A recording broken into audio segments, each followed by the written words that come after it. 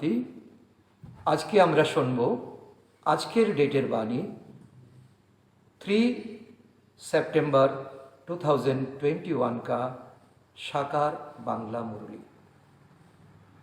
আজকে বাবা আমাদেরকে এক সুন্দর স্মৃতি দিতে এসেছেন। বাবা বলছেন মিষ্টি বাচ্চারা নিজেদের মধ্যে একে অপরকে স্মরণে থাকার ইশারা করে সাবধান করে উন্নতি লাভ করতে থাকো। দুনিয়াতে তো অনেক পড়াশোনা করেছি, অনেক নির্দেশ পেয়েছি, এ বাবা বলে কি অতি সাধারণ কিন্তু অনেক রহস্যযুক্ত, অনেক গভীরের শক্তিশালী ইশারা এবং বাবার সেই ল, বাবার সেই শিক্ষা, বাবার সেই নিয়ম নীতি, তার মধ্যে আমাদের নিজের উন্নতি হবে, অনেকের সবাই উন্নতি হবে। প্রশ্ন, বাবার সমান নলেজফুল হয়ে উঠতে থাকা বাচ্চাদের জীবনের মুখ্য ধারণা কি হবে? যারা বাবার সমান হবে, যারা মেহনত করবে, তাদের তো কোনো লক্ষণ থাকবে, তাদের মুখ্য ধারণা থাকবে। তো বাবা বলছে তাদের উত্তর, তাদের সদা হাসি খুশি, তারা সবসময় থাকবে, কখনোই কোনো বিষয়ে তাদের কান্না আসতে পারে না। যা কিছু হয়ে থাকবে তারা ভাববে নাথিং নিউ, এ কোনো নতুন ঘটনা নয়। এরূপ যারা এখন নলেজফুল অর্থাৎ কান্না প্রুফ হতে থাকে, কখনো কখনো কোনো বিষয়ে অশান্ত হয় না, তাদের স্বর্গের বাদশাহী প্রাপ্ত হবে। ক্লিয়ার সার্টিফিকেট বাবা দিচ্ছেন। এই কোয়ালিটি কমসে কম আমাদের থাকা উচিত। যে কাঁদে সে সব কিছু হারায়, রোদনশীল ব্যক্তি নিজের পথ হারিয়ে ফেলে।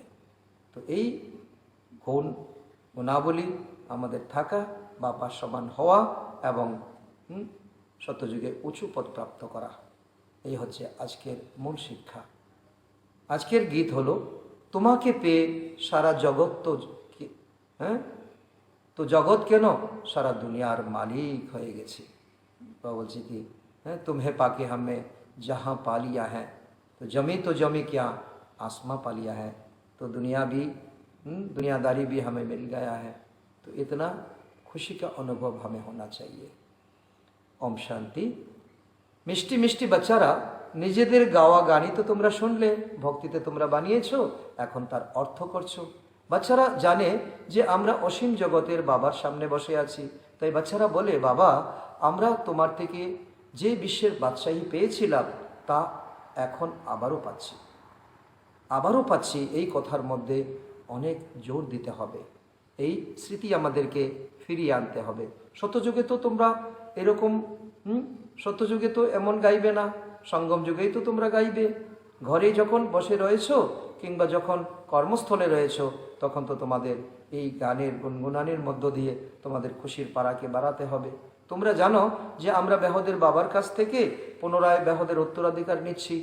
সেন্টারগুলিতে তোমরা সাবধানী বাণী শুনে থাকো, যে মুরলি পাঠ করা হয় সেখানে নিমিত্ত যে থাকে সে সাবধানী বাণী বাবার বাণী দিয়ে থাকে। বাবাকে স্মরণ করো আর আমরা বিশ্বের মালিক হচ্ছি, এই কথা স্মরণ রাখো। বাবা বলছে কি অল্ফ আর বে, এই দুই শব্দকে স্মরণ রাখো। এ কোনো নতুন কথা নয়। আমরা প্রতিকল্পে বিশ্বের বাদশাহী প্রাপ্ত করি। নতুন কেউ শুনলে ভাববে এইসব কথা শ্রী বাবা ওনাকে দিয়ে বলেন। তো বাবা বলছে তিনি হলেন নিরাকার আত্মাদের বাবা। এখন আত্মার জন্য কল্যাণকারী বাবা এসেছেন। আত্মা নিরাকার, আত্মার পিতাও হলে নিরাকার। আত্মাকে নিরাকার ততক্ষণ পর্যন্ত বলা হবে যতক্ষণ পর্যন্ত সাকারী রূপ না নিচ্ছে, অর্থাৎ পরম ধামে যখন আত্মা থাকে তখনই তাকে নিরাকার বলা হয়। আর পরমাত্মা তো সদা সর্বদাই পরম ধামে। তিনি যদিও আসেন তিনি তো শরীর ধারণ করেন না, এই জন্য আত্মা এক সময় নিরাকার থাকে আর এক সময় সাকারে এসে যায়। আত্মাকে নিরাকার ততক্ষণই বলা যাবে। তাই বাচ্চারা জেনে গেছে যে আমরা বেহদের বাবার কাছ থেকে এই নলেজ শুনছি, কারণ এই বিশ্বের ড্রামাকে যিনি সাক্ষী হয়ে দেখেছেন তিনি তো আমাদের পরম পিতা। রুহানি টিচার পড়াচ্ছেন একে অপরকে সাবধানী বাণী শোনানোর জন্য, কারণ জীবনের পথ অনেক কঠিন। এই কঠিন পথে চলতে গিয়ে আমাদেরকে সাবধানী তো নিতেই হবে। প্রথমে এই রুহানি বাণী প্রাপ্ত হয়, বেহদের বাবার স্মরণে সবাই থাকে এবং ইশারা করে থাকে বাবার স্মরণে থাকো। আর অন্য কোথাও যেন বুদ্ধি না চলে যায়। সেজন্য বলা হয় আত্ম অভিমানী ভব, বাবাকে স্মরণ করো। সেজন্য বাবা বলে নির্দিষ্ট সময়ে যখন আমরা জ্ঞান শুনতে বসি তখন জ্ঞান শোনার ক্ষেত্রে যাতে আমাদের মনোযোগ থাকে, আমরা তখন স্টুডেন্ট। তিনি হলেন পতিত পাবন বাবা, সম্মুখে বসে এখন তিনি বলছেন আমাকে স্মরণ করো। কত সহজ যুক্তি, তাই না? মনমনাভব শব্দও রয়েছে। তো কিন্তু যদি কেউ বুঝে তবেই তো তার প্রাপ্তি হবে। স্মরণের যাত্রা শেখার একমাত্র পরমপিতা পরমাত্মা। আত্মাকে কি করে বাবার কাছে নিয়ে যাওয়া, আত্মাকে কি করে সূক্ষ্মধামে নিয়ে যাওয়া, আত্মাকে কি করে সত্যযুগে নিয়ে যাওয়া, এই সময় তো বাবা আমাদেরকে শেখাচ্ছেন। এই হলো রুহানি যাত্রা। তোমরা বাচ্চারা জানো আমরা রুহানি যাত্রাতে রয়েছি। শরীর এখানেই আছে, আত্মা আমরা ঘুরে আসছি বিশ্ব ব্রহ্মাণ্ড। তো আর যে তীর্থযাত্রীরা যাচ্ছে ওই হলো দৈহিক যাত্রা। এখন আমরা আর দৈহিক যাত্রী নই, আমরা হলাম রুহানি যাত্রী। এই স্মরণের দ্বারাই বিকর্ম বিনাশ হবে তোমাদের, তোমরা বিকর্মাজিত হয়ে যাবে। আর কোনো উপায় নেই যার দ্বারা তোমরা বিকর্মাজিত হতে পারো।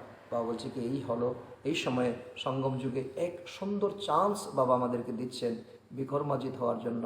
আত্মাকে পুরো সাফ সুতরা করে একদম সম্পূর্ণ বিকার মুক্ত করে সত্যযুগের উপযুক্ত করে তোলা এই সময়ে সম্ভব।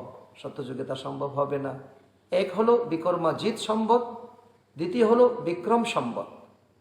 বাবা বলে কি এরপর থেকে বিকর্ম শুরু হয়ে যায়। বাবা বলছে কি এই সঙ্গম যুগে বিকর্মাজিত সম্বদ, অর্থাৎ এখন পরমাত্মা বিকার থেকে মুক্ত হওয়ার শিক্ষা আমাদেরকে দিচ্ছেন। আর সত্যযুগ ত্রেতা হলো বিক্রম সম্বদ, যেখানে কোনো বিকর্ম হয় না। আর এখন বিকর্ম থেকে উদ্ধারের পথ। আর দ্রাপর থেকে শুরু হয়ে যায় বিকর্ম সম্বদ। রাবণ রাজ্য শুরু হলে আর বিকারের যাত্রা শুরু হলো। এখন তোমরা বিকর্মজিত হওয়ার পুরুষার্থ করছো এই সঙ্গম যুগে। আর সত্যযুগে কোনো বিকর্ম হবে না, সেখানে তো রাবণই থাকবে না। দুনিয়াতে এই কথা কেউ জানে না, তোমরা বাবার দ্বারা সব কিছু জানতে পেরে গেছো। এখন ধীরে ধীরে বাবা সব কিছু নিঃশেষ করে তোমাদেরকে দিয়ে দিয়েছেন এবং তিনি খালি হয়ে পরমধামে ফিরে যাবেন। বাবাকেই নলেজফুল বলা হয়, তাই না? তিনি তো বাচ্চাদেরকে নলেজ দেবেন। বাবার আর কে আছে বাচ্চা ছাড়া? আর বাচ্চাদেরও আর কে আছে বাবা ছাড়া? গডফাদারের নাম তো চাই, তাই না? সেজন্য আজকেও দুনিয়াতে গডফাদারের নাম লোকায়িত। নাম রূপ থেকে পৃথক কি কখনো হতে পারে নাকি? এ দুনিয়াতে এমন কোনো জিনিস নেই যার নাম নেই, যার রূপ নেই। তো বাবা বলে কি সব কিছুর নাম আছে, রূপও আছে। তো এই সৃষ্টির রচয়িতা পরমপিতার নাম রূপ থাকবে না? মানুষ তাকে পূজা করে, ওনার নাম হলো শিব। বাস্তবে শিব বলতেই যেন আমাদের মনে যেন একটা আনন্দের খুশির যাতে ফোয়ারা বইতে থাকে। তিনি হলেন পতিত পাবন, জ্ঞানের সাগর। আত্মা স্মরণ করে সেই পরমপিতা পরমাত্মা বাবাকে, আত্মার বাবা। তো আত্মা বাবার মহিমা করে, তিনি হলেন সুখ শান্তির সাগর, প্রেমের সাগর, দয়ার সাগর। তো বাবা তো নিশ্চয়ই উত্তরাধিকারী দেবেন বাচ্চাদেরকে, কারণ এত সাগর তার কাছে রয়েছে। আর বাচ্চাদের একটু একটু প্রয়োজন, সারা বিশ্বের সকল বাচ্চার প্রয়োজন। কিন্তু যারা পুরুষার্থ করবে তাদের তো সম্পত্তি প্রাপ্ত হবে। যারা এক সময় ছিলেন এবং চলে গেছেন, মানুষ তাদেরই তো স্মরণিক বানায়, তাদের স্মৃতির উদ্দেশ্যে অনুষ্ঠান করে এবং এই দিনকে উদযাপন করে। একমাত্র শিব বাবাই যার গায়নও হয়, তার পূজাও হয়। বা বলে কি তিনি এমন কি কর্তব্য করে গেছেন, তবেই তো তার নাম এবং কীর্তন করা হয়। তিনি হলেন এভার পিওর, তিনি কখনো ইমপিউর। তো তিনি পিওর থাকেন, তিনি কোনো সময় পিওর থেকে তিনি ইমপিওর হন না। বাবা কখনোই পূজারি হন না। বাচ্চারা পূজ্য হয়, তারপর পূজারি হয়ে যায়। বাবা সবসময় পূজ্য, বাবা কখনো পূজারি হয় না। তিনি সর্বদাই পূজ্য, সর্বদাই পিওর। বাবা বলেন আমি কখনো পূজারি হই না, আমার পূজা করা হয়। পূজারীরা আমার পূজা করে। সত্যযুগে তোমরা আমার পূজা করবে না, প্রয়োজন হবে না। ভক্তি মার্গে তোমরা আমি পতিত পাবন বাবাকে স্মরণ করতে থাকবে, ডাকতে থাকবে, তো নিমন্ত্রণ দিতে থাকবে। প্রথম তোমরা অবিব্যভিচারী ভক্তি করবে দ্রাপরের প্রথম থেকে। তো তারপর তোমরা ব্যভিচারী ভক্তি করতে শুরু করবে। এখন তো তোমরা কত ব্যভিচারী তোমরা ভক্তি করছো। ব্রহ্মা সরস্বতীকেও সেই শিব বাবাই বিশ্বের মালিক বানান, এই পরম ডিগ্রি বাবা দেন। বিশ্বের সবচেয়ে বড় দুই উঁচু পদ লক্ষ্মী নারায়ণ। তো ভক্তির কত বিস্তার রয়েছে দেখো, আজ না জেনে কত মানুষ কতভাবে ভক্তি করছে, আর বীজের কোনো বিস্তার নেই। আর বীজ হলো বাবা বলেন আমাকে স্মরণ করো আর উত্তরাধিকারকে স্মরণ করো। তুমি কি হতে চলেছ, তোমার 21 জন্মে কি কি তোমার প্রাপ্তি হবে, এই প্রাপ্তির লিস্ট বানাও আর আমাকে স্মরণ করো। তারপর দেখবে তোমার বুদ্ধিতে আর কিছু আবর্জনা থাকবে না। ব্যাস, যেমন বৃক্ষের বিস্তার হয়ে থাকে সেই রকম ভক্তিরও অনেক বিস্তার রয়েছে, যতই করো তার কোনো শেষ নেই। জ্ঞান হলো বীজ। ভক্তি করতে করতে করতে করতে এক সময় মনে আসবে ভক্তি থেকে আমার বৈরাগ্যের প্রয়োজন, আর তখনই তুমি জ্ঞান প্রাপ্তি করবে। আর জ্ঞান হলো অবিনাশী। তখন তোমাদের জ্ঞান প্রাপ্ত হয়, যখন তোমাদের চাহিদা হয় তখন তোমরা সদ্গতি পেয়ে থাকো। এই জ্ঞানকে চর্চা করতে করতে, জ্ঞানকে নিজের জীবনের তো শক্তি বানাতে বানাতে তোমরা সদ্গতি পেয়ে থাকো। তোমাদের আর কোনো কিছুর জন্য মাথা ঘামাতে হয় না। তো জ্ঞান আর ভক্তি এই দুই তো আছে। সত্যযুগ ত্রেতাতে ভক্তির বৃক্ষ হয় না। সত্যযুগ ত্রেতাতে ভক্তির কোনো বৃক্ষ নেই, কোনো প্রয়োজন নেই। অর্ধকল্প ভক্তির বৃক্ষ চলতে থাকে। সব ধর্মের লোকেরা নিজের নিজের আচার অনুষ্ঠান করতে থাকে, এক একজনের সঙ্গে এক একজনের মিলবে না। ভক্তি কত বড় এক ফিল্ড, এক বিস্তার। জ্ঞান তো সকলের জন্য একটি, কেবল বাবা বলছে মন মানা ভাব। যে কোনো আত্মাকে বাবা এই নির্দেশ দিচ্ছেন, দেহের কোনো ধর্মেতে লিপ্ত না থেকে এখন আত্মার ধর্মকে স্বীকার করো, অনুভব করো, অল্প বাবাকে স্মরণ করো। বাবাকে স্মরণ করলে তখন অবশ্যই অবশ্যই সব কিছু তোমার সম্পদের স্মরণ আসবে। অর্থাৎ তুমি কি পেতে চলেছ তার বিস্তার তোমার স্মরণ আসবে। সত্যযুগে পাঁচতত্ত্ব কেমন থাকবে, সত্যযুগের দেবী দেবতারা কেমন থাকবে, তাদের পদ, তাদের উজ্জ্বলতা কেমন থাকবে, ওইসব হলো এই দুনিয়ার হলো সীমিত সম্পত্তি, পিতার থেকে প্রাপ্ত ধন সম্পদ, সোনা গয়না। এখানে তোমাদের অসীম জগতের সম্পত্তির কথা স্মরণে আসে। এ হলো আধ্যাত্মিক পড়াই, এ হলো রাজ্য, এ হলো রুহানি যাত্রা। ব্যাহদের বাবা এসে ব্যাহদের উত্তরাধিকার ভারতবাসীকে দেন। তার জন্ম এখানেই, এরকম গায়ন রয়েছে। এই ভারতই হচ্ছে পরমাত্মার অবতরণ ভূমি। এইসব এই ড্রামাতে অনাদি থেকে অন্তর্ভুক্ত রয়েছে। বাবা বলছি কি যত কল্পে কল্পে এই ড্রামাই চলে আসছে। যেমন ভগবান হলেন উঁচু থেকে উঁচু, তেমন ভারতও হলো উঁচু খণ্ড।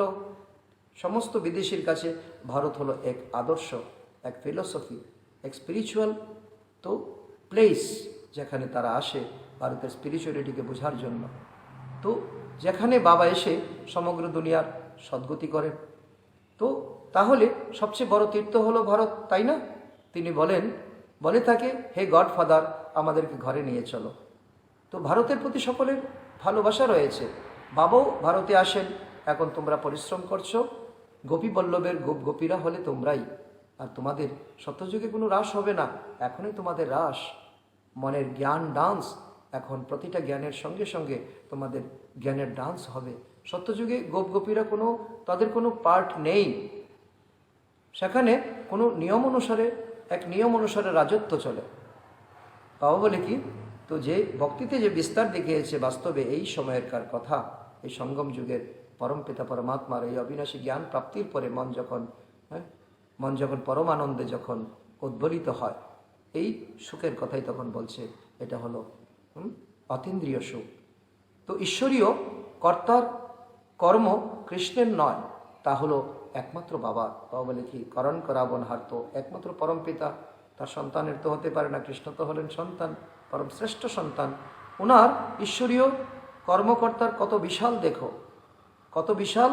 বাবা বলছি কি তার প্রমাণ হলো সমগ্র প্রতিসৃষ্টিকে তিনি পাবন বানান। কতখানি তো চতুরতার কাজ, এটা অন্য কোনো আত্মা সেই কাজ করতে পারবে না। এই সময় সকল মানবী হলো অজামিলের মতো পাপী, সাংঘাতিক পাপী। মানুষ মনে করে এই সাধু সন্ন্যাসীরা হলো শ্রেষ্টাচারী। বাবা বলেন ওনাদেরকেও আমাকে উদ্ধার করতে হয়, কারণ তারা যদি শ্রেষ্টাচারী হয়, শ্রেষ্ঠ আচরণকে যদি জানতো, তাহলে আমাকে উদ্ধার করতে হতো না। তাদেরকে উদ্ধার তো আমাকেই করতে হয়। তোমরা যেমন হলে অ্যাক্টার, তো বাবাও তো অ্যাক্ট করে, তাই না? তোমাদের একরকম অ্যাক্ট, বাবার আরেক রকম অ্যাক্ট। তোমরা 84 জন্ম নিয়ে পার্ট প্লে করেছো, কখনো কি হয়েছে, কখনো কি হয়েছে। আর বাবা হলেন ক্রিয়েটার, ডাইরেক্টর, প্রধান অ্যাক্টর, করণ করাবনহার। তিনি করেন না, তিনি করান। তো পতিতদের পবিত্র বানান, আর ব্রহ্মা দ্বারা তিনি জ্ঞান প্রদান করেন। বাবা বলেন তোমরা আমাকে আহ্বান করে এসেছো, আমাকে পবিত্র বানাও। হে পতিত পাবন, আমাকে সুখের দুনিয়াতে নিয়ে চলো। আমি এই পার্টে আবদ্ধ, এই ড্রামার মধ্যে এই পার্টই আমার। তোমরাও চিৎকার করবে, আমিও তোমাদের জন্য ছুটে আসব। আর এরকম কেউই বলতে পারে না আমি, কারণ ড্রামাতে আমার এমন পার্ট রয়েছে আর এই পার্ট আমি প্লে করছি, তার সত্যতা আমি তোমাদের কাছে তুলে ধরছি। এজন্য আমার প্রকৃত নাম হলো সত্যম শিবম সুন্দরম। এরকম কেন বানানো হয়েছে, কবে হয়েছে? এ হলো অনাদি পূর্ব রচিত ড্রামা। বা বলে কি তাকে অনাদি বলা হয়েছে। আত্মা অনাদি, ড্রামা অনাদি, পরমাত্মা অনাদি, প্রকৃতি অনাদি। তো এর আদি মধ্য অন্ত নেই, প্রলয় হয় না, প্রলয় হয় না, তার এক পরিবর্তন হয়। আত্মা হলো অবিনাশী, কখনো বিনাশ হতে পারে না। আত্মার পরিবর্তন হয়, আত্মা ডিগ্রেডেড হয়ে যায়, আবার আপগ্রেডেড হয়ে যায়। তো ইনার পার্ট হলো অবিনাশী। এ তো হলো ব্যাহদের ড্রামা। আর সংক্ষেপে বাবা এসে বোঝান এই ড্রামার পার্ট কিভাবে চলে। আর যেটা তোমরা হলে প্রথম সাক্ষী, আর তোমরা হলে প্রথম শ্রোতা, আর তোমরা হলে আমার শিষ্য নয়, আমার সন্তান, আমার তোমরা হলে স্টুডেন্ট। এছাড়া এমন নয় যে পরমাত্মা আছেন বলে তিনি মৃত ব্যক্তিকে জীবিত করে দিতে পারবেন। এই সকল অন্ধবিশ্বাস, ঋদ্ধি সিদ্ধি এখানে হয় না। বা বলে কি এরা যারা করে তারা আমার সন্তান, ঋদ্ধি সিদ্ধি করে অনেক পয়সা রোজগার করে আমাকে তো আহ্বান করে, হে পতিত পাবন এসো এই মহান কর্তব্য করার জন্য, এসে আমাদেরকে পতিত থেকে পবিত্র বানাও। তাই তো তিনি আসেন। গীতা হলো সর্বশাস্ত্রের শিরোমণি, ভগবানই গীতা শুনিয়েছেন। তো সহজ রাজযোগ তিনি কবে শিখিয়েছেন? তারপর প্রশ্নের পিছে প্রশ্ন আসবে। তো একথা তোমরা জানো, তার উত্তর তোমরা সুন্দর দিতে পারবে। বাবা আসেন কল্পের সঙ্গম যুগে, তিনি এসে পবিত্র দুনিয়ার নতুন রাজধানী স্থাপন করেন। সত্যযুগে তো স্থাপন করবেন না, তাই না? ওখানে তো হলো পবিত্র দুনিয়া। কল্পে সঙ্গম যুগেই কুম্ভের মেলা লাগে। এই সময় বাবা বলে কি এই সেই কুম্ভ মেলা, লৌকিক জগতের কুম্ভ মেলা 12 বছর অন্তর পূর্ণ কুম্ভ হয়। আর এই বড় কুম্ভ মেলা আত্মা পরমাত্মার মেলা 5000 বৎসর পর পর হয়। এ হলো আত্মা আর পরমাত্মার মেলা। যখন পরমপিতা পরমাত্মা এসে সব আত্মাদেরকে পবিত্র বানিয়ে নিয়ে যান, এ হলো এই কুম্ভ মেলা। কল্পের আয়ু তারা লম্বা করে দেওয়ার কারণেই মানুষ বিভ্রান্তিতে এসে গেছে। এখন তোমরা বুঝতে পারো, তোমাদের ম্যাগাজিন যা কিছু বের হয় সেই সব কিছু তোমরাই বুঝতে পারো, আর কেউ বুঝতে পারে না। তোমরা চেষ্টা করো, কিন্তু যাদের পার্ট নেই তারা তো বুঝবে না। বাবা বললেন লেখো, যা কিছু হয়েছে সবই 5000 বছরের মতো লিখে দাও। এটাই হলো সূত্র। এই সূত্র দিয়ে কেউ যদি জীবনের সিদ্ধান্ত বের করতে চায় বের করতে পারবে। নাথিং নিউ, যা কিছু 5000 বছর পূর্বে হয়েছিল সেসব এখন রিপিট হচ্ছে। তো সুতরাং এই নিজের ড্রামাতে দেখে খুশি হও, আনন্দে থাকো। কেউ বুঝতে চাইলে এসে বোঝাতে পারো। এই রকম যুক্তি সব রাখা উচিত। আমরা খবরের কাগজে ছাপার জন্য কি লিখব, তো এও তোমরা লিখতে পারো। বাবা আর্টিকেল দিচ্ছে এই মহাভারতের যুদ্ধে কিভাবে পবিত্র দুনিয়ার গেট খুলবে, পরমধামের গেট খুলবে কি করে, সত্যযুগ কি করে আসবে, তার উপর তোমরা ভাষণ করো, তার উপর টপিক তৈরি করো। সত্যযুগের স্থাপনা কল্পপূর্বের মতো কিভাবে হয়, এটা আরেকটা টপিক। কিভাবে দেবী দেবতার রাজধানী স্থাপন হচ্ছে এসে বুঝো, এটা আরেকটা টপিক। গডফাদার থেকে বার্থ রাইট নিতে হলে এসে বুঝো ভাই আর বোনেরা। এইভাবে বিচার সাগর মন্থন করতে হবে। তারাও তো কত কিছু স্টোরি বানায়, সেসব ড্রামাতে রয়েছে তাদের বানানো, সেই অনুযায়ী তারা তাদের ভূমিকা পালন করছে। ব্যাসদেব ড্রামার প্ল্যান অনুসারে শাস্ত্রাদি বানিয়েছে, সে এই পার্টটাই পেয়েছে এবং করছে। এখন তোমরা ড্রামাকে বুঝে গেছো, সেই ড্রামা আবার রিপিট হবে। এখন তোমরা এসেছো, পুনরায় জ্ঞান শুনছো, তোমরা জানো আবার এই লক্ষ্মীনারায়ণের রাজত্ব হবে। সব কিছু তোমরা জেনে গেছো, বাকি সব ধর্ম অবলুপ্ত হয়ে যাবে। এখন তোমরা নলেজফুল হয়ে উঠেছো। বাবা তোমাদেরকে তার মতো নলেজফুল বানান, তিনি কোনো শিষ্য তৈরি করেন না। তোমরা জানো যে অর্ধকল্প আমরা পিসফুল থাকব, কোনো প্রকারের অশান্তি থাকবে না। সেখানে বাচ্চারা কখনোই কাঁদে না, সর্বদা হাসি খুশিতে থাকবে। এখনও তোমরা কখনো কাঁদবে না। তো কথা মতো আছে বাবা স্লোগান আমাদেরকে শোনাচ্ছে, আম্মা মরলে তখন হালুয়া খাও, তো বিবি মরলেও তোমরা হালুয়া খাও। অর্থাৎ অতীন্দ্রিয় আনন্দে থাকো, ড্রামার খুশি, ড্রামার সেই শক্তিকে জানো। যে কাঁদে সে হারায়, পদভ্রষ্ট হয়ে যায়। তোমরা পতিদেরও পতিকে পেয়েছো, পরমাত্মাকে পেয়েছো, তিনি স্বর্গের বাদশাহী আমাদেরকে দেন, তিনি কখনোই মরেন না। তাহলে কাদার কি দরকার? তোমার পতি মরবে না বাবা? মাতাদেরকে বলছে তুমি তো পতির পতি পেয়ে গেছো, পরমাত্মাকে তোমার স্বামী হিসাবে পেয়ে গেছো, তিনি তো মরেনি না, সুতরাং তোমার কাদার কি প্রয়োজন? তুমি তো কখনো বিধবা হবে না। সে ক্রন্দন প্রুফ হয়, সেই যে ক্রন্দন প্রুফ হয় দুনিয়াতে, ফায়ার প্রুফ, রেইন প্রুফ, এখন বাবা বলছে কি কান্না প্রুফ যারা হতে পারবে তারাই বাদশাহী নিতে পারবে, বাকিরা প্রজাতে চলে যাবে।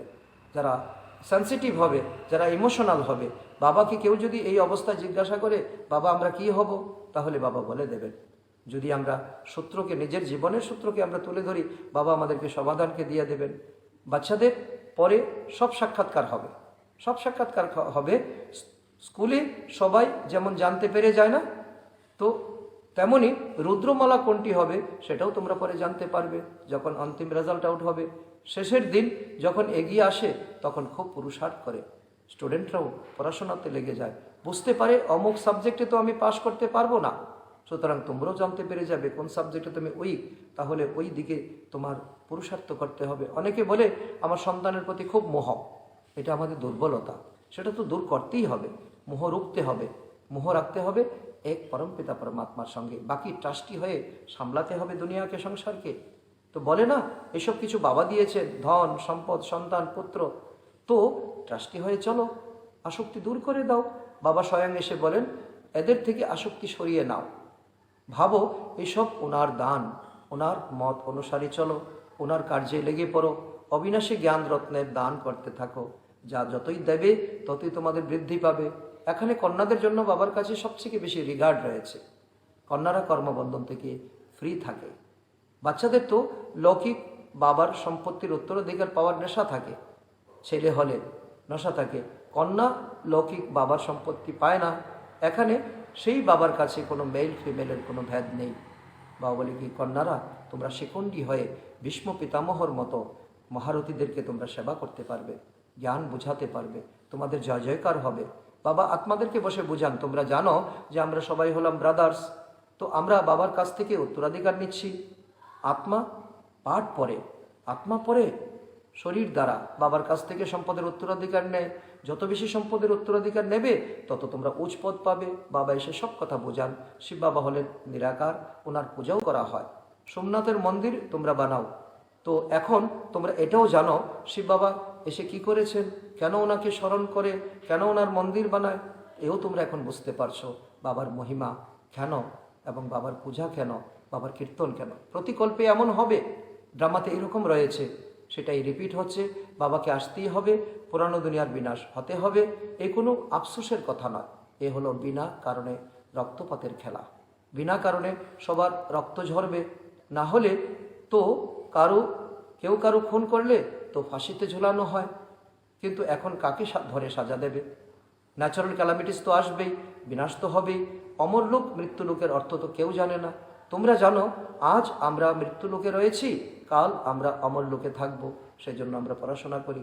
মানুষ তো ঘোর অন্ধকারে রয়েছে, তোমরা গান পান করিয়ে থাকো তাদেরকে, তারা হাহা বলে আবার ঘুমিয়ে পড়ে। তোমরা তো চেষ্টা করো। তারাও শুনেছে যে ব্যাহদের বাবা অবিনাশী উত্তরাধিকার দিচ্ছেন। এ হলো সেই মহাভারতের যুদ্ধ যার দ্বারা স্বর্গের গেট খোলা হয়। লেখেও তারা খুব ভালো জ্ঞানের কথাগুলো, আর কেউই এই জ্ঞান প্রদান করতে পারে না, আমরা মানি সেটা। তারা যখন তোমরা জ্ঞান প্রদান করো বাস এ পর্যন্তই, মানে পর্যন্তই, জানে পর্যন্তই, কিন্তু এসব কিছু গ্রহণ করতে পারে না, নিজের জীবনে অ্যাপ্লিকেশন করতে পারে না, আবার ঘুমিয়ে পড়ে। এদেরকে বলা হয় কুম্ভকর্ণ। তো তোমরা বলতে পারো তো এইসব কথা লিখে দিচ্ছ তো, কিন্তু এমন যেন না হয় বাড়িতে গেলে আবার ঘুমিয়ে পড়লে কুম্ভকর্ণের চিত্র সামনে গিয়ে তাদেরকে নিয়ে যাওয়া উচিত, তাদেরকে বলে দেওয়া উচিত এমনভাবে ঘুমিয়ে পড়বে না। এই অবিনাশী জ্ঞান বোঝানোর জন্য খুব ভালো যুক্তি চাই। বাবা বলেন বাচ্চারা তোমরা নিজের দোকানে এই প্রধান চিত্রগুলিকে রাখতে পারো, যেই আসবে তার উপরে তোমরা বোঝাতে পারো। তো ওই সৌদাও তোমরা করো, আর এই হলো সত্যিকারের সৌদা। এখানে বেচাকেনি হয়, তারপরে এই জ্ঞানও প্রদান করলে পরে তাদের ভাগ্য বৃদ্ধি হয়, এর দ্বারা তোমরা অনেক কল্যাণ করতে পারো, এতে লজ্জার কোনো বিষয় নেই। কেউ বলে যে বিকে হয়ে গেছো, তা বলে হাসি মজাক করে। তাদেরকে উত্তর দাও, বলো, আরে প্রজাপিতা ব্রহ্মার কুমার কুমারিয়া তো তোমরাও বটে। বাবা নতুন সৃষ্টি রচনা করেন, পুরানোটি থেকে আগুন লাগছে, আগুন লেগে যাবে। তোমরা যতক্ষণ পর্যন্ত বিকে না হচ্ছ ততক্ষণ পর্যন্ত স্বর্গে যেতে পারবে না। এইভাবে তো তোমাদের দোকানে সার্ভিস করতে পারো, তাহলে কতখানি বেহাদের সার্ভিস হয়ে যাবে। নিজেদের মধ্যে আলোচনা করো। দোকান যদি ছোট হয় তবু দেওয়ালে ছবি লাগিয়ে রাখতে পারো। Charity begins at home. সবার আগে তাদের কল্যাণ করতে হবে। বাবা বলে, এখন কোনো দেহধারীকে স্মরণ করো না, শিব বাবাকে স্মরণ করো, যার থেকে অবিনাশী উত্তরাধিকার প্রাপ্ত হয়। মানুষ তো বেচারা বিভ্রান্তির মধ্যে রয়েছে। তাদেরকে বলতে হবে ডিটি ওয়ার্ল্ড সাভারেন্টি, অর্থাৎ দৈবী রাজত্বের সার্বভৌমত্ব পেতে হবে। নর থেকে নারায়ণ হতে চাইলে তো এসে বুঝো এই অবিনাশী জ্ঞান। আচ্ছা, মিষ্টি মিষ্টি হারানেদি বাচ্চাদের প্রতি মাতা পিতা বাপদাদার স্মরণের স্নেহ সমন আর সুপ্রভাত। আত্মিক পিতা ওনার আত্মারূপী বাচ্চাদেরকে জানাচ্ছেন নমস্কার। আমরাও আত্মারূপী সন্তানরা আমাদের মাতা পিতা বাপদাদাকে স্মরণের স্নেহ সমন আর সুপ্রভাত জানাই, আর জানাই আত্মারূপী বাবাকে নমস্কার।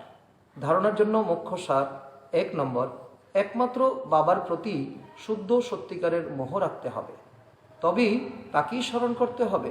দেহদারির প্রতি মমত্ব সরিয়ে নিতে হবে, ট্রাস্টি হয়ে সব সামলাতে হবে। নাম্বার 2, বিকর্মাজিত হতে হবে, তাই কর্ম ইন্দ্রিয়ের দ্বারা কোনো বিকর্ম যেন না হয়, এদিকে বেশি করে খেয়াল রাখতে হবে। বরদান: সাক্ষী ভাবের সিটের দ্বারা হয়রান শব্দকে সমাপ্তকারী মাস্টার ত্রিকালদর্শী ভব। তার ব্যাখ্যা বাবা বলছেন, এই ড্রামাতে যা কিছু হচ্ছে তাতে কল্যাণ নিহিত রয়েছে। যে বোধ সম্পন্ন তার মনে কি কেন প্রশ্ন উঠতেই পারে না। ক্ষতির মধ্যেও কল্যাণ রয়েছে। বাবার সাথ আর হাত থাকলে অকল্যাণ হতেই পারে না। এইরূপ আত্মমর্যাদার সিটে থাকো, তাহলে কখনোই হয়রান হবে না। সাক্ষীভাবের সিট হয়রানি শব্দকে সমাপ্ত করে দেয়। সেই জন্য ত্রিকালদর্শী হয়ে প্রতিজ্ঞা করো যে না হয়রান হব, না কাউকে হয়রান করব। আজকের স্লোগান হলো, নিজের সকল কর্ম ইন্দ্রিয়কে অর্ডার অনুসারে চালনা করাই হলো স্বরাজ্য অধিকারী হওয়া। আজকের সমান হলো আমি সাক্ষী দ্রষ্টা আত্মা। ওম শান্তি।